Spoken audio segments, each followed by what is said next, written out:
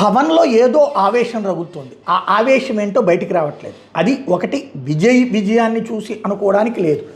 ఆ తర్వాత ఆయన అంశాలకు సంబంధించి ఒకటి రాజ్యసభ అంశంలో ఆయనలో ఏమన్నా ఆగ్రహం రగులుతోందా, లేదా కుల సంఘాల వాళ్ళు ప్రస్తావించినటువంటి సందర్భంలో నాదెళ్ల మనోహర్ పాత్రను ప్రస్తావించడం, ఈయన అది సమర్థించినటువంటి సందర్భంలో ఈ వ్యవహారాల మీద కోపంతో ఉన్నారా, తనకి తగిన ప్రాధాన్యం ఇవ్వటం లేదు చంద్రబాబు గారు అని ఏమన్నా ఫీలింగ్లో ఉన్నారా, ఎందుకు ఇక అందరూ కొళ్ళబొడుస్తున్నారు కాబట్టి ఘాటుగా స్పందించాలనుకున్నారు. ఇవన్నీ ఎందుకు చర్చించాల్సి వచ్చిందంటే, ఇవాళ క్యాబినెట్ మీటింగ్ జరిగింది.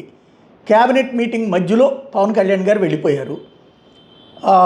మీడియాలో వచ్చిన బ్రేకింగ్లు, వాట్సాప్లు అంటే ఇదివరకు అయితే కనుక సరైన కారణం తెలుసుకుని వార్తలు వేసేవాళ్ళు.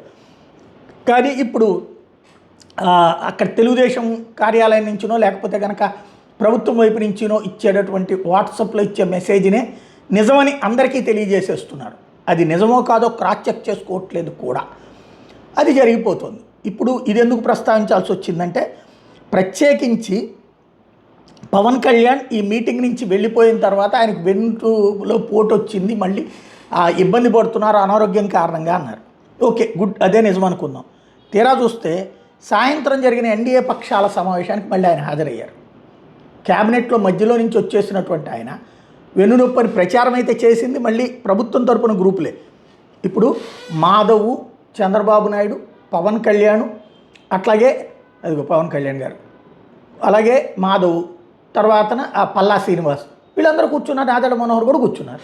ఇంకేంటి అక్కడ ఇష్యూ? కాబట్టి సంథింగ్ ఏదో ఉంది, అదేంటో బయట పెట్టట్లేదు.